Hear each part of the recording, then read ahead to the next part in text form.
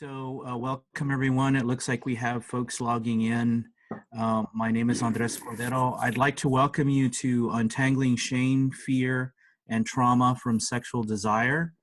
My name is Andres Cordero, and I'm the director of IMBT International, the Institute for Mind-Body Therapy, which is an organization that's dedicated to providing resources, learning, and community for touch and talk professionals who work with others in healing. I'm also a PhD student in human sexuality at the California Institute of Integral Studies in San Francisco. And I also am an embodiment coach, a sexuality researcher, and a sacred intimate. Today's guest, our presenter, is Galen Fous, a transpersonal psychologist, kink educator, and sex researcher.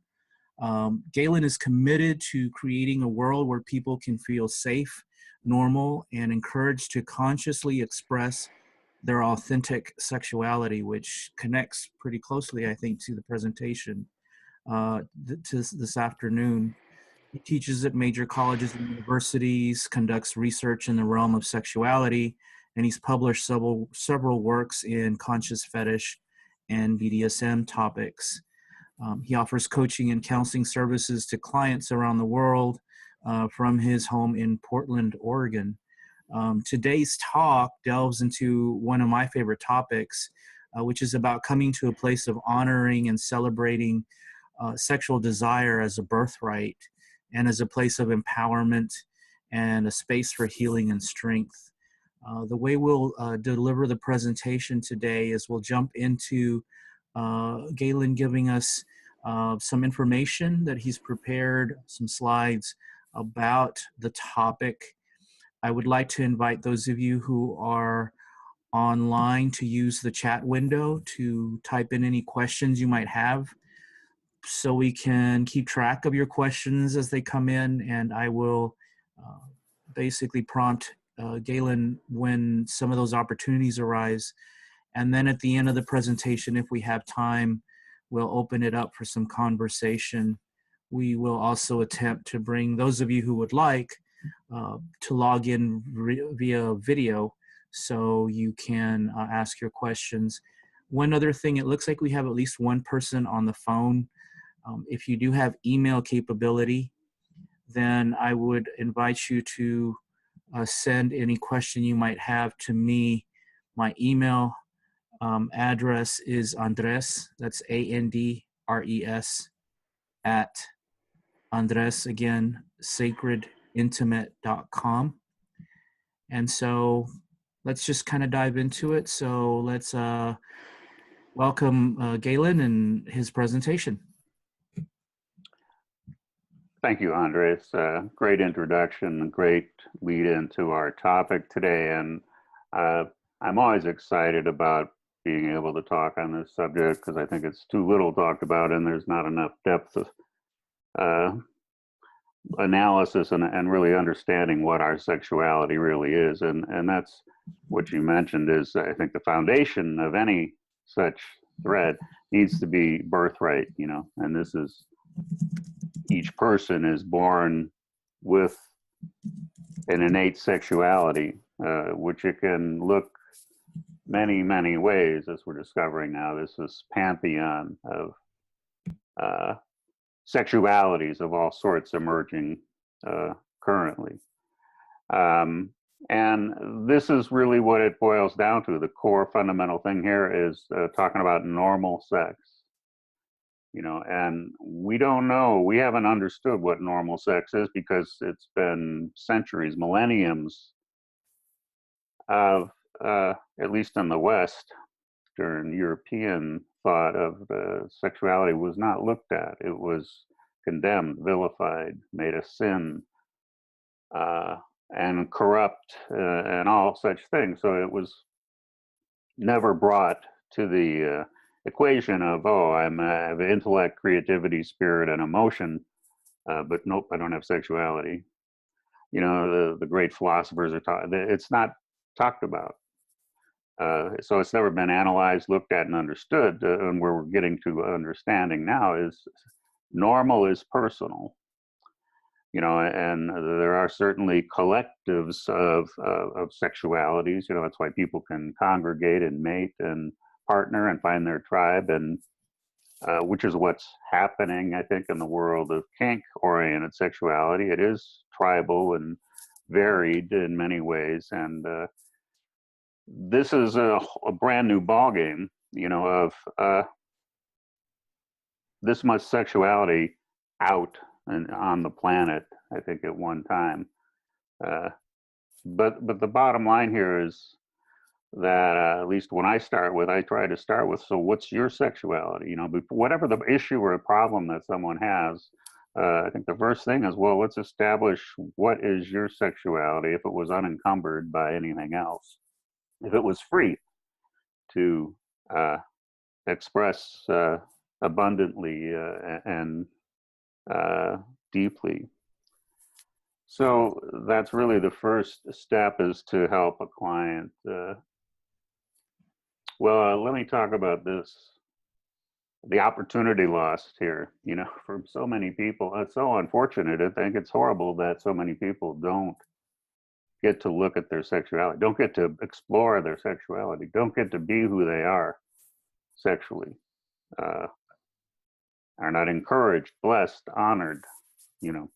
So this is where the rubber meets the road, I guess. You know, this is the mission, is to stop that. You know, don't allow it to be the case that people don't live a normal sexual life, you know, that they didn't hide this, that they didn't feel so burdened by it, you know, that they didn't feel so ashamed about it or so afraid of being judged about it, that they could just, oh, I'm like, this is my sexuality, and be exuberant about it, you know, which means they've embraced it.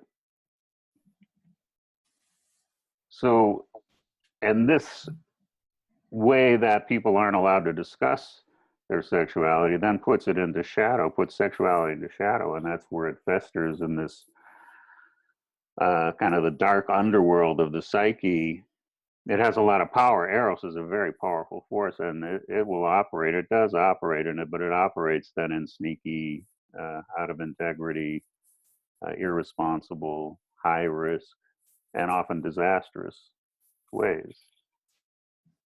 So, yeah, being authentic sexually requires mature adult behavior as well. And yeah, that mature adult behavior is meaning being in integrity. So, you know, when I work with clients, I kind of start with these foundations and help establish or see if they are interested in establishing that kind of view, that model, or if they were going to look at their sexuality. They're welcome to create any other model they want, but the opportunity is to get real, you know, allow that realness to flourish in ways that are in integrity. So that's another part of the equation for me with a client. If someone's not coming to me to be in integrity, I'm sorry, I can't really help you very much. You know, I mean, I don't know what to say. You know, if you're not intending to be in integrity, I mean, I've not had anybody actually not be wanting to be in integrity. So I don't think that's a problem, but integrity is a key piece. Do you find that maybe some of your clients discover perhaps that they are in situations, for example, they might be in a relationship, and as they start to understand these concepts, that they recognize, or they start to realize what they have built for themselves in terms of sexual relationships is incompatible, or I don't want to say out of integrity, but it presents a potential challenge. I think what I'm thinking of as an example is perhaps someone has entered relationship with someone with a basic understanding of who they feel others need them to be. And then as they start working through this, they recognize what they who they truly are, and that challenges or rubs up against some of that. Yeah, that's going to be a consequence of not being in integrity, not being honest to begin with about your desires. Erotic mismatches are a frequent issue that people wind up with incompatible sexualities in certain cases, for sure. Okay. Yeah, and we'll talk, this will all kind of come out more where we'll cover that subject again, I think, when we move on here. So I'm talking in this context, Dan, about this the topic here of understanding how to empower our desire and diminish resistance. You know, this is kind of the nutshell of the practice of how I work with a client, and it follows the part we've covered a little bit about the embrace of who they are sexually, who they are as an authentic sexual being.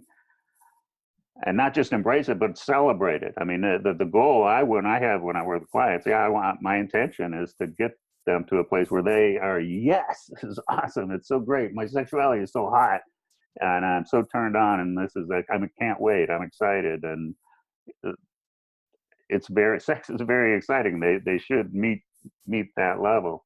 I hope that they can leave, because that's when and if they do, that means they've gone into the depth of their sexuality, which is not something that is ever talked about in our culture, in the mainstream anyway, of the depths that are available when we open to explore this amazing, what I call the erotic wilderness of our sexuality. But then that's the goal, but then there's the practices. You have to put things into action. So there's the practices of that support, encourage, empower their authentic sexual desire. And then the second part is examine. This means, okay, you have to, in order to get the embrace, you can't not examine what's held it back, what still resists it, what's not wanting to be discovered or shown, what's afraid of being honest right now, or what's hurt, wounded, trauma. I mean, all the meaningful, the resistance is very meaningful, of course, and it is ultimately, as I look at it, a call to be looked at. It wants attention. If it's still hanging around, it wants some sort of attention.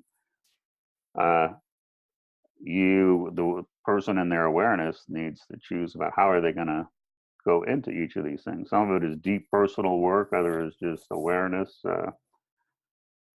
learning practices of embodiment, all kinds of different levels of that. So that's the nutshell. So I'll pause there, Andres, because before I go to this next slide, and any comment about that? So again, I'd like to invite those of you who have any comments or questions about that to enter them in the chat window. I'll also invite you, if you'd like to come in by video, to ask a question or raise your hand. There's a raise hand button. So we can bring you in. The last thing you mentioned for me was one of, started thinking about energies. And so the shadow, those unexplored, sometimes people call them wounds. When you started talking about there's something there, or there's something to kind of go back to, energetically, I can connect to that as a somatic person, that I help people to try to figure out if, for example, there's a behavior that they consciously don't want to be partaking in, but they do anyway. I encourage them to consider possibly just kind of diving into that energy, so that it can shift or open up, or the information can be collected about what that is, so that hopefully it can be released and kind of move past.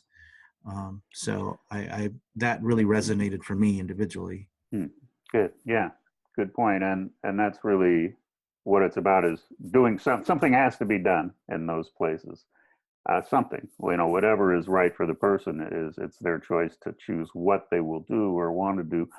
And a lot of times they need to explore, well, what's possible to do or what's going to need to shift. So, but that's empowering in itself, just that they're willing to look at those subtler dimensions of where their resistance is, and this resistance can be, has a physical dimension to it as well, as you're suggesting too. So, but first thing for myself when I start with a client is I really want to have an intention and be connected to my intention to follow those principles right here, for myself. And I invite everybody who works with clients to have your foundational bearings, when you are about to work with a client, and so for me, these are all very important things I've had to learn and get better at, of, listening, deeply listening. It really is fascinating to just what people reveal and what you can see or connect to from just listening, that they tell you just about everything. All you need to then is help them answer their own questions, or say, hey, well, you said this, now what is that?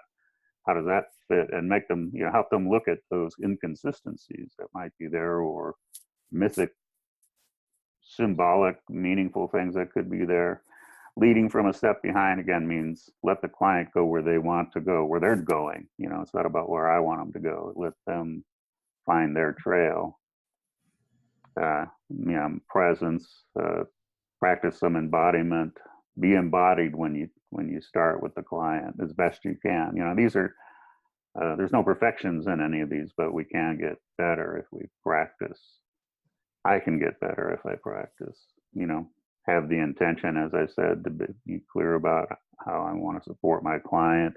Own my judgments. If somebody presents something to me that I have a reaction to, but I have to deal with that. I want to be able to deal with that in a way that I can still stay present and be in good support of my client. Either to own it for myself, first of all, and maybe own it to the client. I don't know, whatever, it's all circumstantial, whatever might be the best thing in a moment, but to recognize that, yeah, somebody might trigger you, and you got to understand, be prepared for that as best you can. And not make it about myself, which then also means, to stay in some center of loving myself, and these are all practices, there's no perfection. As much as I wish I was perfect in all of those things, I certainly am not, but I think it's helpful for me to stay connected to those principles. I can appreciate the all of them, but in particular the leading from a step behind. I think that perhaps my observation, not all practitioners maybe are trained or are oriented to sort of allowing the client or the patient or the person that you're coaching to sort of guide wherever it is that they're going and connecting to what they're connecting. And then it's more directional, I guess. And so I personally appreciate that piece that you're describing, because I think that as much as we feel like we can help someone by bringing them along in a process, I find it more powerful if I just kind of facilitate a space and let them do the exploring and following. I don't know if it's instinct, spirit, energy, whatever it is. Those tend to be more powerful practices, at least for me and those that I work with. And it is whatever it is, there is a mysterious dimension that this is why I talk about deep listening. And when I get into a place of deep listening, it is like magical almost, just how lucidly I can hear the client's story and the symbolic pieces of it and the inconsistencies, or and I can see in their body, who it's right there almost. I mean, I literally sometimes I'm so connected to this observational, the information is all there if I'm in this deeper place. And it is simply, uh, as you said, about getting, keeping the client in control of where are you going next from here?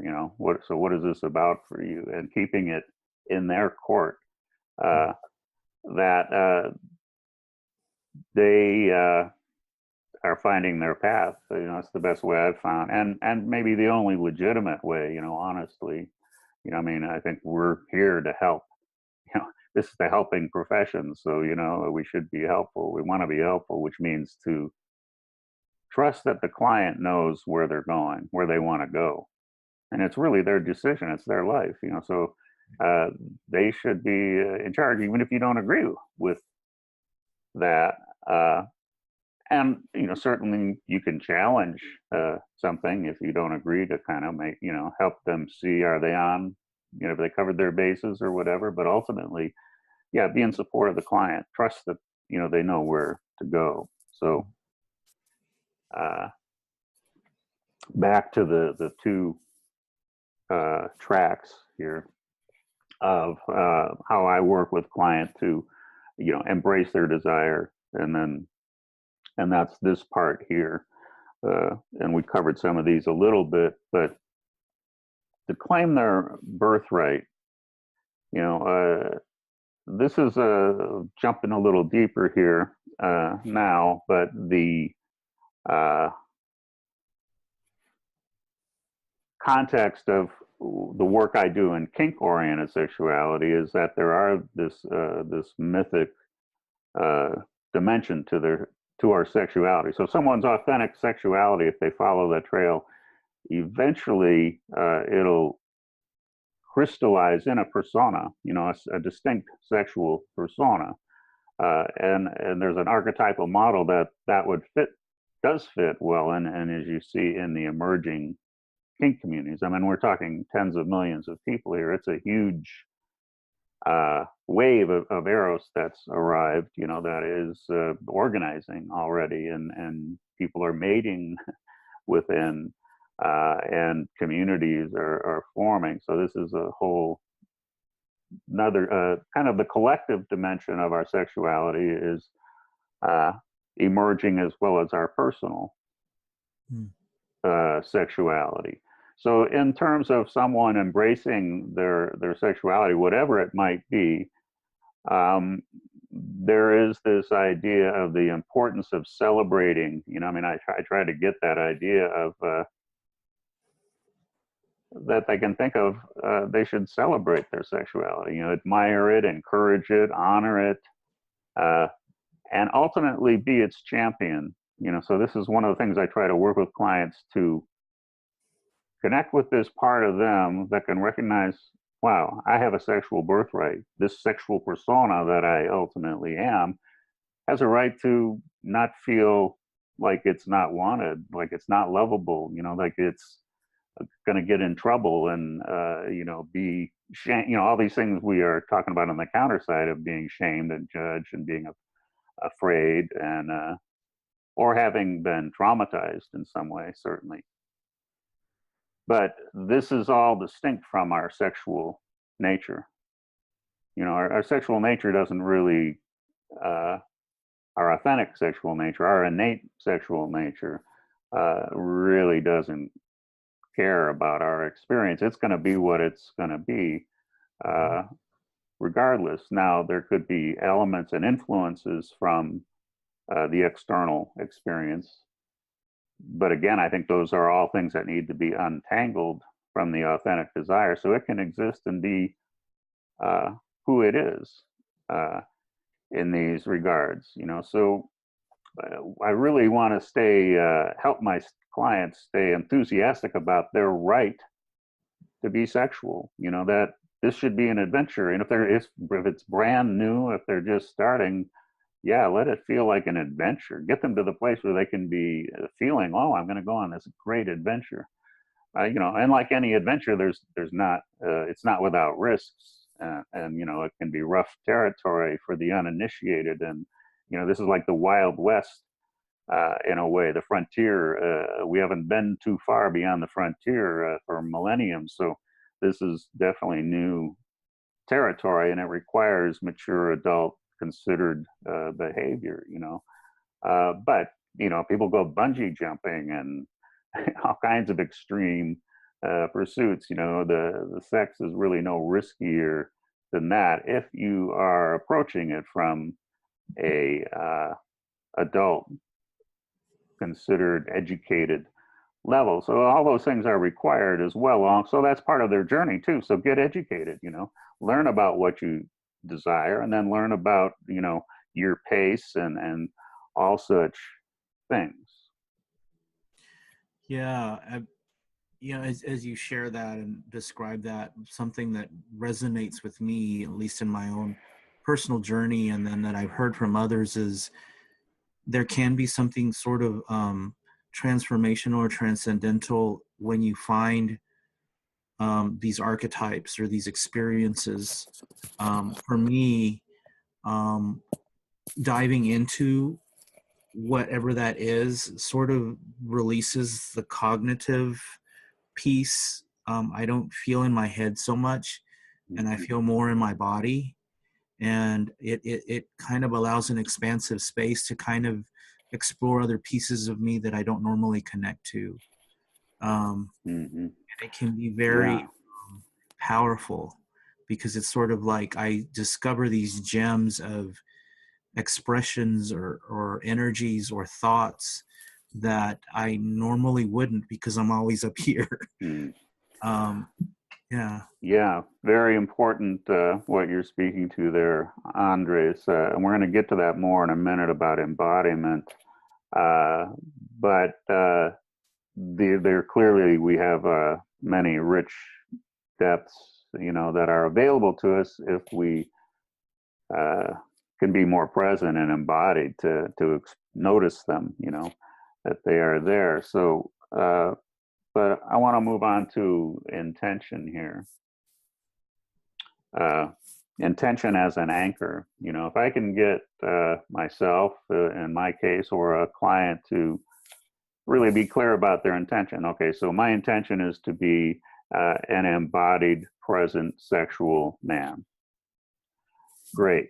Okay, if that's your intention, perfect. That's a powerful intention, and it can be a powerful anchor for all that comes from becoming that, because again, there's no perfection in that, but you can start to become a better and better and better version, of yourself with that ideal. So, as it says here, intention is magic. There's a power in your intention, in someone's intention. If a client has a clear, direct intention, like I just stated, they know exactly what's true then. It's the truth. That's why it's powerful, because it's absolutely, unquestionably, unequivocally the truth. So when you can get them to feel that truth, that, yeah, that is my fucking truth, that's power. So they can get off track and miss a beat or two and, get confused or lost and take a breath and what's my intention, and come back to that, because they'll feel the power of who they are if it was a valid intention, and I don't question that people can come up with valid intentions. There's no question that someone isn't coming from their truth, when they're speaking. And if they aren't, it'll soon become evident, because, then their actions that they'll take where it's not going to be in alignment. So I think people can get to their truth pretty readily, not understanding everything, but they can have intention. That doesn't mean now that they have perfected anything, but they have intention. They can start to make progress from that point.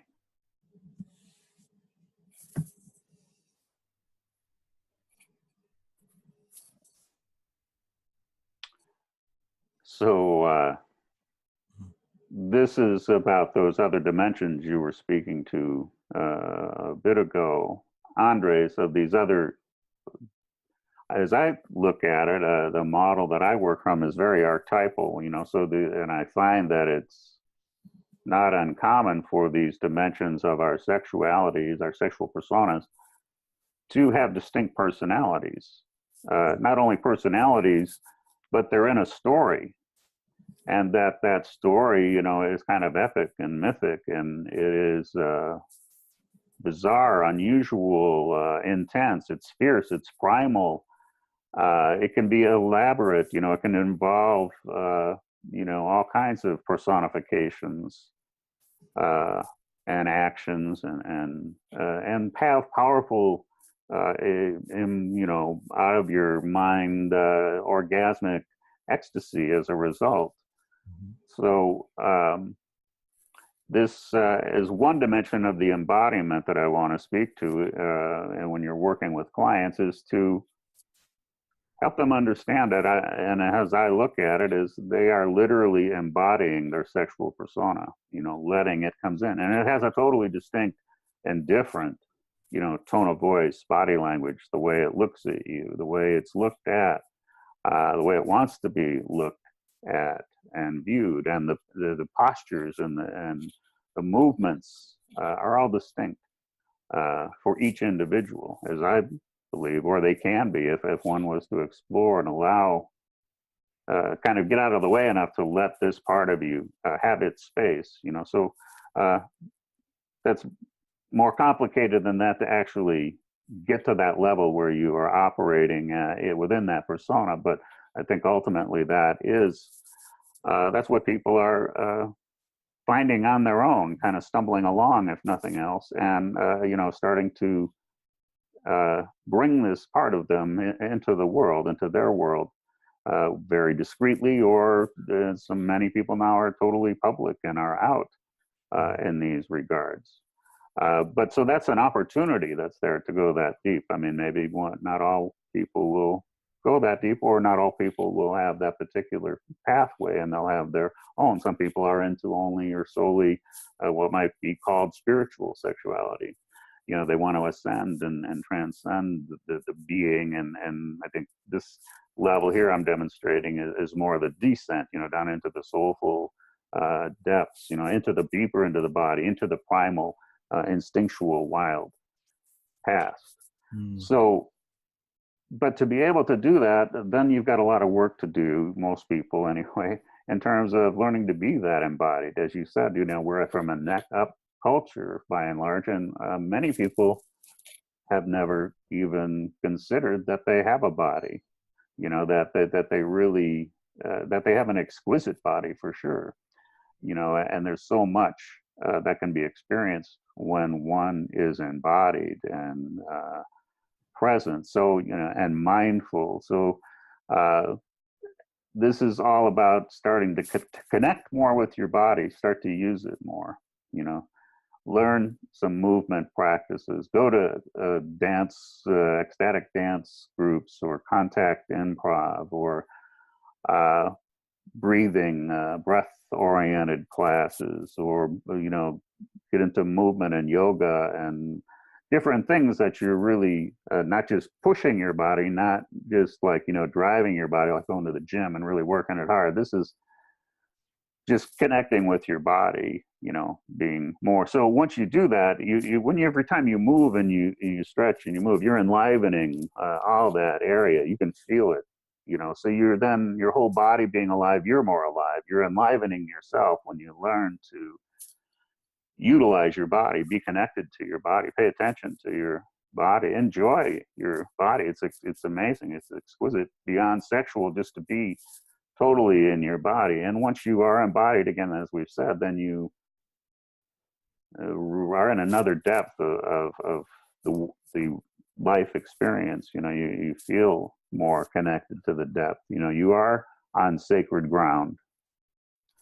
You know, so much of this is about finding, I think, our soul's journey. I mean, as I look at it, I think the soul, which is the self, you know, this is your awareness, your choice, you're knowing who you are, you're connecting with, yeah, this is meaningful to me. You know, this is the personal journey. And I think this is what is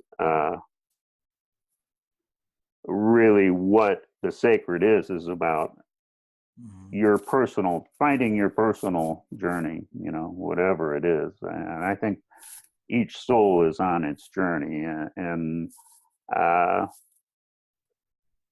I think that that's, you know, if you are going to follow that way, then make it a meaningful journey, I guess I'll say.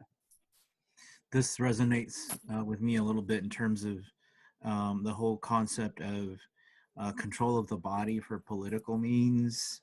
You know, Wilhelm Reich wrote about the fact that the way to control populations, I think, essentially is to make them fearful of their bodies, because that's where the power, the ability to kind of step forward with strength and, you know, self-assurance and all those other things comes from. And so it's really interesting to kind of, I think a lot of people fear this realm because we've been taught to fear it. You know, these things about getting into the body and connecting. You read about yoga, for example, being something, you know, that's negative. It's interesting that all of that kind of plays into this, keeping people in the dark about this. Yeah, I mean, there's a big chunk of this discussion that, you know, stems from the environment that we are in, the culture that we are in, the morality that we are in, the religious and political and other ideological institutions that set the tone and frown on or scare or terrorize people from being who they are.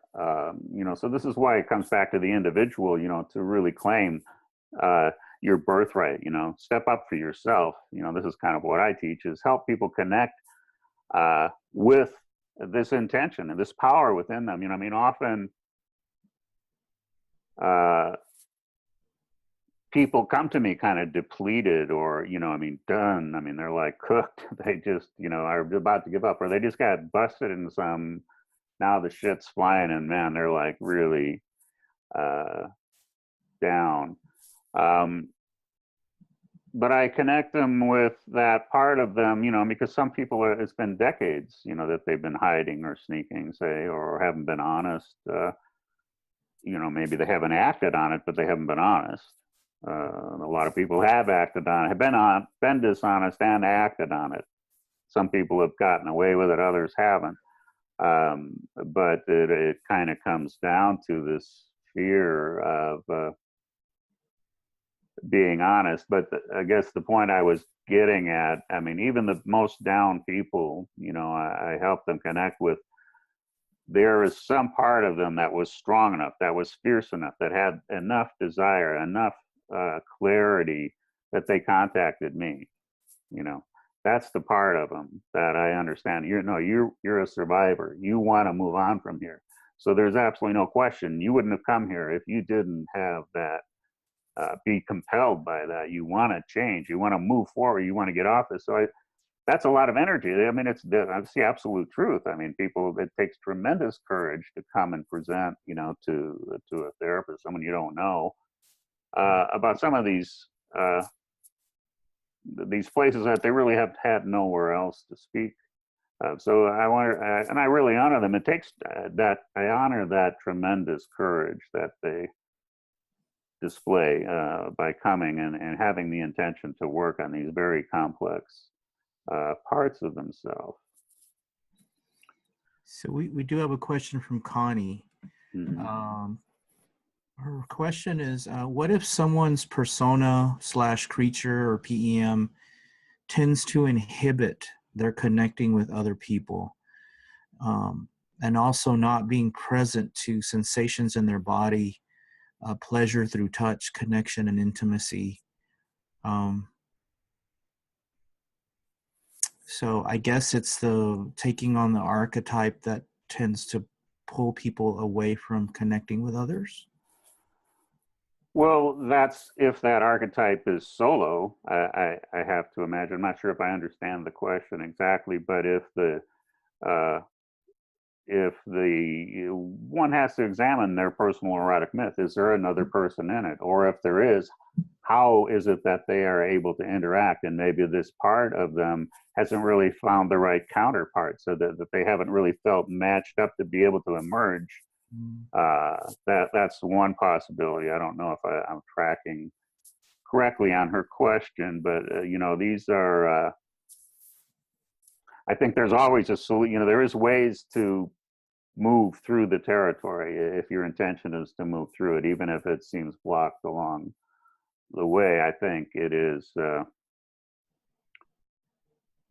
learning to examine, that part of I say to examine, because that's where the gold is, so to speak. That's where it's pain. That's the place you don't want to go.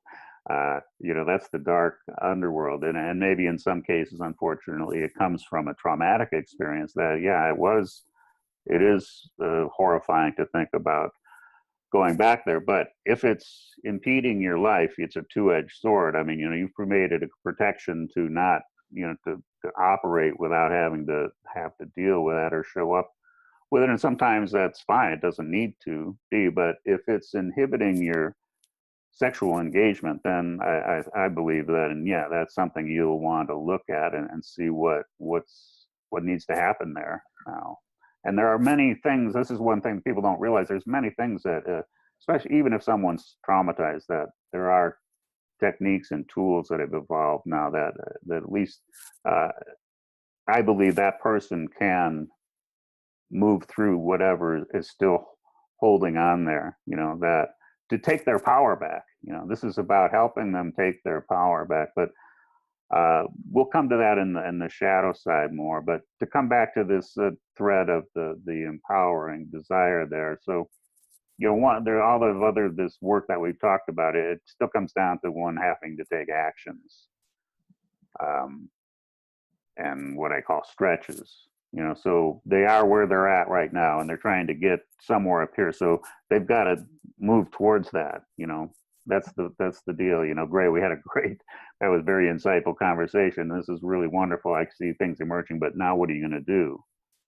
It has to come down to when I work with a client, then before the next time we meet, I ask them if they had a stretch that they feel like that they would like to take, from where they are now. Some areas that some of the areas we might have discussed or uncovered of where, you can't make it all. Don't try to go all the way to what your goal is. So like weightlifting or something or training. You don't try to marathon. The first day of training. Just okay. But if they've had some resistance, that's like, whoa, like it's too big to get through there. Help them. Well, what could you do? What could be a small step that you could be, shaky, but my God, but it could be a step in the right direction. So that's one principle, is actions and stretches, within some reason for them. And that kind of incorporates with the idea of pace, so help them learn and choose the right pace for them to begin their exploration in either direction. But if they've come because they want to become honest or authentic sexually, well, then they should understand, how can I explore it in some way? How can I do my sex ed, whatever that looks like for them?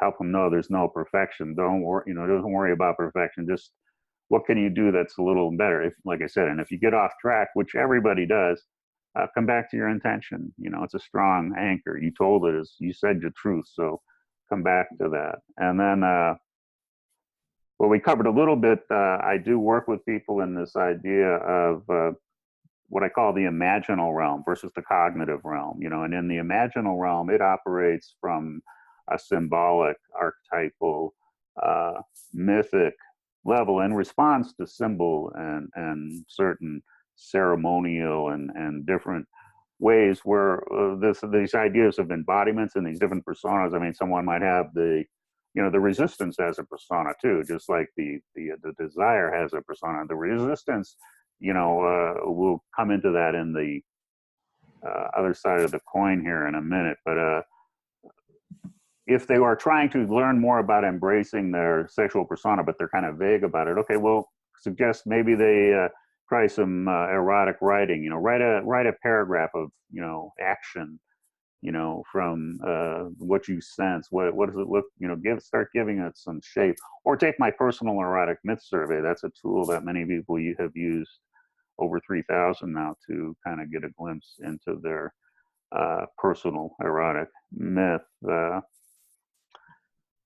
One thing that people don't think too much is this idea of aftercare. Like, even if they've arranged, you know, if they're in this engaging in some sort of kink scene, there's kind of a standard protocol of aftercare, whatever that might look like. Whatever two people have negotiated is what it looks like. But even if that's not the case, whether you're from whatever side of the power exchange, if you are exploring kink or whatever you did that was a stretch for you sexually, if you're just beginning to explore, have an aftercare plan for yourself. You know, some way that you anticipate what might be showing up, what might get triggered, or how can you help your re-entry, say, once you've taken some of that journey, especially if it's new territory for you. But some way that, you know, you're going to take care of yourself. Be aware that there these parts that have judged you and resisted and held back, they could be furious that you got out of the control, quote unquote. You know, that you didn't stay where they had kept you all these years. You know, they don't go away without a fight usually. So be ready in some way for that. So I'll pause there, and then before we go to the next, the untangling part here, let me just check in with things there from you, Andreas. How's it? What are you? We have another question. Sarah is wanting some expansion on the concept of intention, because intention is something that you mentioned we keep going back to, right? If we're exploring, we go back to that space. Are there guidelines or elements that help people to kind of craft powerful, effective intentions? And what's the recipe, or what should be considered in creating an intention that would be powerful? Yeah. Well, one can, first of all, I'll say one can have multiple intentions, and that they come from the self. You know, somebody's trying to give you an intention, go, I'll figure my own out. Thank you. You know, I mean, help them feel, you know, this is, if they don't automatically go, oh, I know, you know, help them, again, explore it, can take some breaths, you know, or even let this sink in for a few days and just kind of consider it, journal about it. What's my intention, you know, to get really clear. But I mean, on the other hand, it's pretty straightforward, you know. My intention is to be an empowered, embodied, present sexual man. You know, I mean, it is about 3 or 4 qualities, or about your the way you aspire to be, you know, that you really know are true. Like, especially if someone's like so sick of hiding, or they've just gotten busted in some way, it gets pretty clear to them, like, no, I'm tired. This is like such, because it is such a wearying task that we've had to hide our sexuality. I mean, it's a horrible burden that the world has placed itself in, that there's so much hidden sexuality. So many people shut off, cut down, you know, just lost, and they should be celebrating, you know, experiencing this really amazing, incredible dimension of themselves, deep dimension of themselves, powerful dimension of themselves. So I'm going to move into the other side of the coin. You know, what's the resistance? You know, looking at what the resistance is. This is the examine side of the coin, with the intention to diminish that. If the person's intention is to, yeah, I want to become more empowered and true in my sexuality, then by default, they can't get there without looking at this. This is what I think the beauty of the journey into sexual authenticity is. It's both an empowering and a healing journey. Healing in the context of taking power back from parts that have been dominated, or are dominating one's authentic desire in this case. So that has a reality, you know, that when I say that, and I mean that in a tangible way, i.e. physical way, i.e. a personified way, you know, that each a client has within them, if they've had resistance, it can be, I haven't found a case where someone says, no, I just don't get it. You know, most people, if they really understand, well, what is something is the reason why, even if they haven't looked at it before, they get that, oh, something is resisting. And if they learn to listen, check in, they'll start to hear this sound bite, you might say, of saying such things as, you know, oh God, you're sick, disgusting, worthless, undesirable, a sinner. No one will want you, respect you, love you, etc., etc. You know, these are not uncommon voices that people carry, in my experience, that were given in childhood, taken on in childhood in some way. So if they're carrying these, they start to see, oh, who are they up against? Their awareness. So we're talking about, you know, so the aware person. My work, I will try to get someone working with me, kind of, okay, both, let's think about this and looking, okay, here's the desires. So what's this resistance about? And then, so where people going, oh, I see. All right. Oh, you know what? I hear that. I get, you know, they are really on the case, so to speak, with me, where they start to really differentiate. This is called differentiation and kind of Jungian oriented psychology, where they're differentiating these complexes within the psyche, which are actual and literal and real, and they have power, or you take power back from them. So these are all, everything I'm talking about really has many, many more things to say about it, but I'm kind of giving a broad brush so we get through things here. I mentioned a little bit about part of this and this examination. Once they've gotten, ooh, here's the persona and here's some sound bites. Yeah, I get, oh, that's the message it's giving me. Help them notice where that's going on physically, because usually it's inhibiting a gesture. This resistance is trying to push back something authentic, and in the body, that's a gesture. The gesture is often in the throat. Someone's trying to talk about their be honest about what they desire, and they can, you know, look away. They can barely get it out of their throat. So there's this the resistant part has literally got its mitts around their neck and choking off the voice trying to speak, their honest voice trying to speak. Some of that you can just practice to get past that resistance.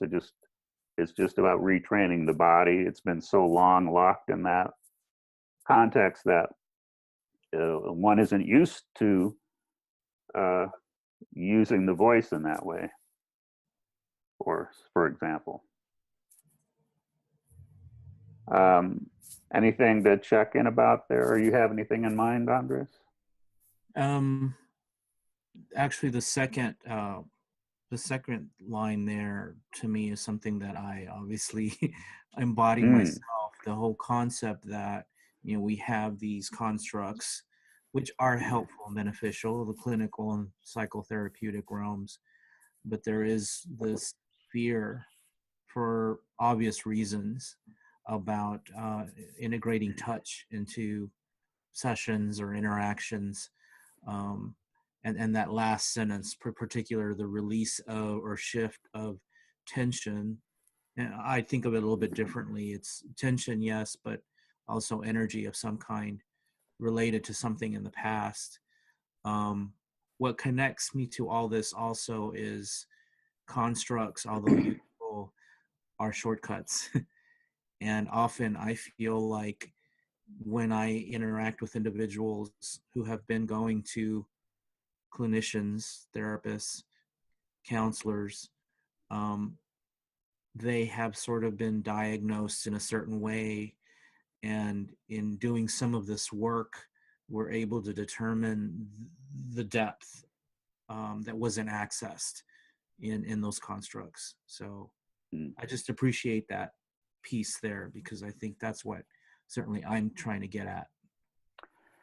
Yeah, and this is what I'm where I get to at this point, after I just described this, in many of the cases I just described, we're in a situation, what that person really needs is some touch, some way to work with that physical experience that they're having. I had a woman client come to me because she couldn't separate being touched by a man from a man wanting sex with her. And she wanted to. She wanted both, but she was stuck in this place. No matter what, her body would literally seize up if a man put his arms around her, or held her or something. But that's not what she wanted. So it was clear to me what I worked with her was to trust me to put my arms around her and let her body her body was literally just fluttering. She did allow me, and I did that, and it took a couple minutes, but eventually she just kind of came down and took some breaths, and it was like this release of this part. She just needed to go through that gateway because she didn't know what to do otherwise, or if she could get through it. So as an example, that wouldn't be allowed for a standard clinical psychologist to do that.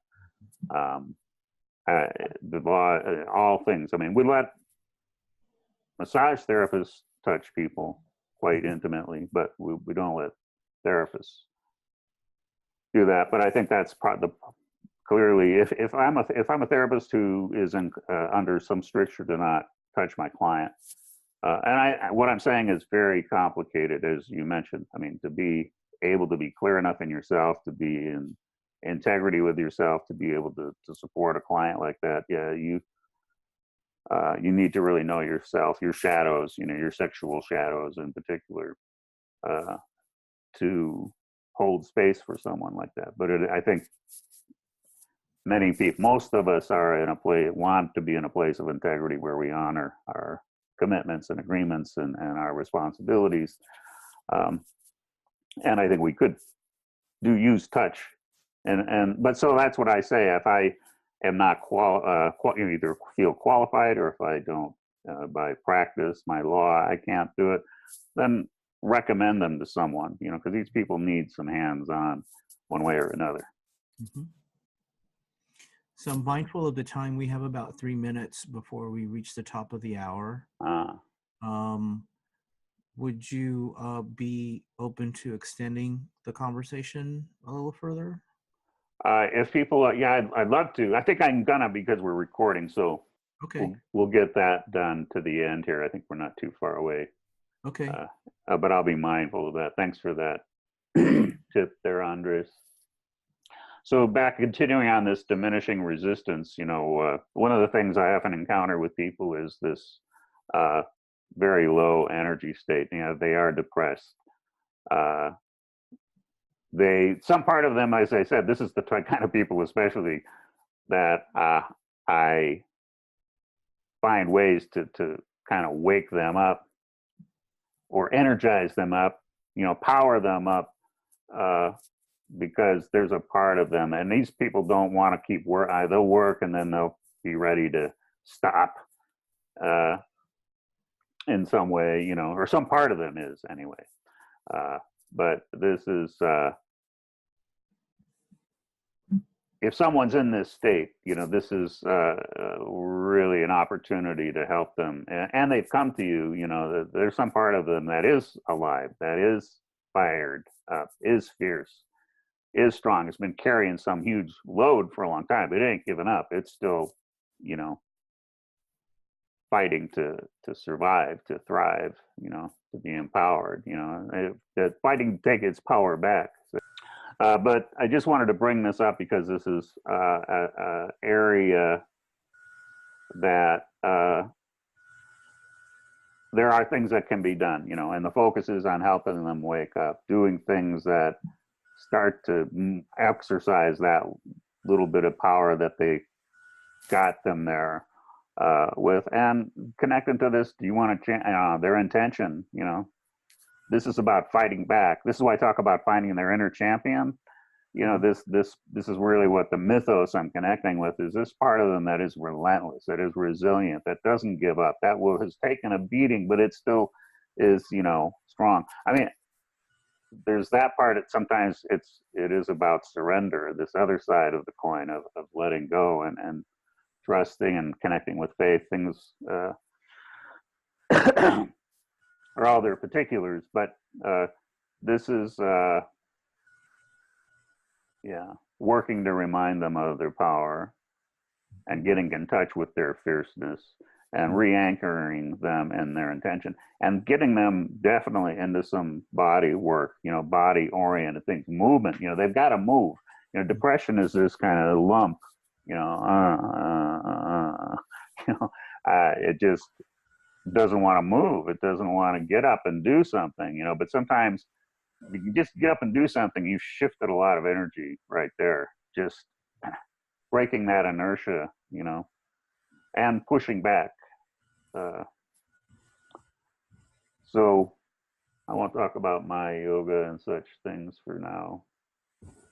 I talked this about working in the imaginal rather than the cognitive, because people have to do this. So this work, I think, is just going on inside. These are the parts, you're just unpacking parts that people are carrying around in them that aren't serving them, and they're ready to do something. So that's a great place to be. They're ready to go dive in, let's take a look at this. An example of that, working in this imaginal way, is I had a client who had this decades-long habit of, first it was with Coke. He'd carry these little vials of Coke around. He was a restaurant owner. He was partier and such, and he always would tap his coat pocket, sport coat pocket, relentlessly. Just, oh, it's there. Hey, yeah, got my little hit there. And just that was his little ritual he got himself into. Later, he stopped that, but now he got into phone sex, texting sex, or sexting, where he's getting all these women and sexting. He's married, and that was the same thing. He'd always tap that. He had a separate phone that he kept for that. He thought he was sneaky. And he did the same thing, tapping in there. Yeah, I got my little thing there.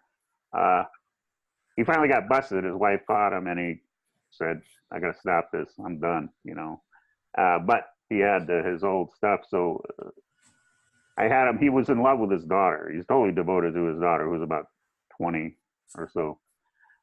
So I suggested he take something that represented his daughter, something of his love, his commitment, devotion to his daughter, and put that in his pocket and start tapping that. So this is an imaginal way to help somebody shift some old unhelpful pattern in a new way. And we talked a little bit about, so then, talking with the trauma here. This is a lot of work here. This is an easy thing to put in a little nutshell. But there's some, again, the principle of this person is wanting their power back. And then, okay, let's fight back and take it back. What's that going to look like? What's it going to take for them to make this shift in their life they're wanting to shift? So especially so that they can be sexual.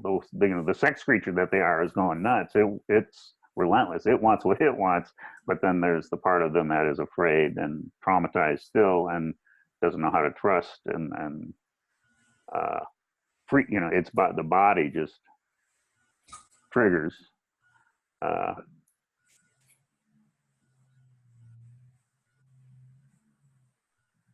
And this is another important thing to look like if somebody's been decades into their sexual shadow, and this is their comfort zone. This is the way they operate. Their sexuality, that they need to look at that, too, usually. So they practice sexual honesty instead of sexual dishonesty, because this is the comfort zone. It's very easy to get their sexual needs met in a way by being sexually dishonest, because it takes a lot of energy and courage to learn to speak honestly, to talk honestly, to be transparent, to be in integrity. It's so without necessarily, I don't know how I can do this, stepping into the current political climate, that specific phrase is really fascinating, because I think what's unfolding, at least here in the United States, and I won't get into describing it because I think a lot of us can connect to it in some way.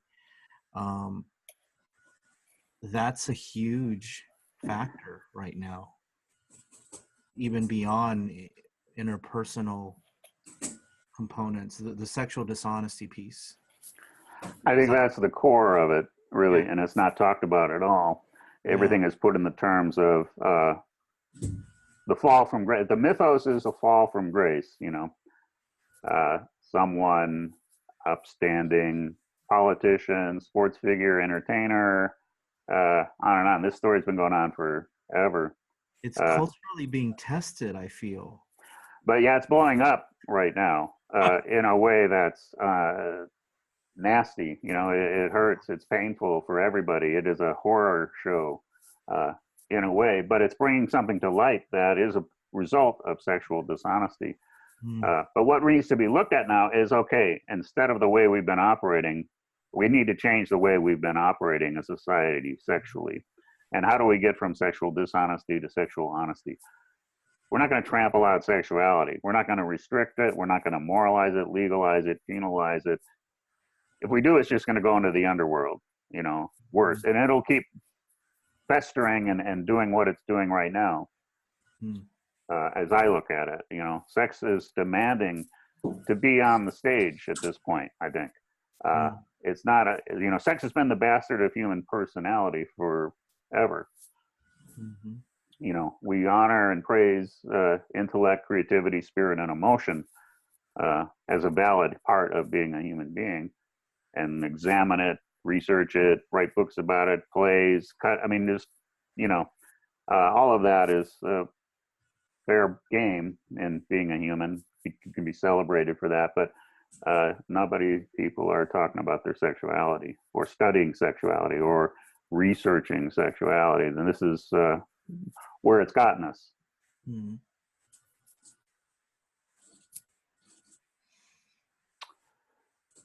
So I'm going to end here with this idea of just to thank everyone who's watching now or will watch in the future for checking this out and realizing, you know, by your examining such things as it's brought out here, that you're really in the vanguard of this change in sexuality, academic and clinical oriented sexual theories, therapeutic theories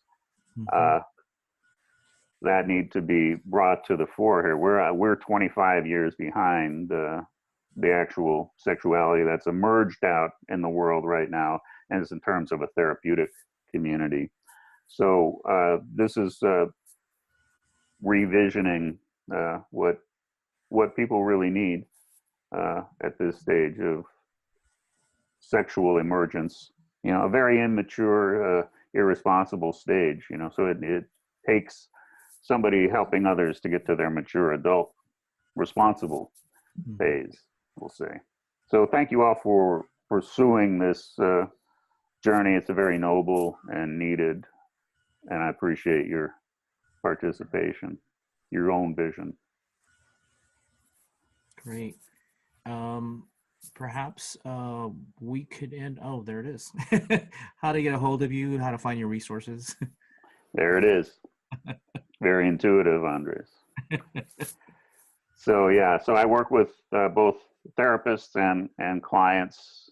You know, therapists who are starting or new at working with kink, and there's a lot of complexities and things to know and think about. So or situations you can face with a client where you go, ooh, and could use a little support in looking at something like that, or certainly, as we talked about here, working with clients individually on their own journey to become authentic sexual beings and healed beings. That information is right there, and and if you're interested in the personal erotic myth survey, that's on my website as well. So thank you all.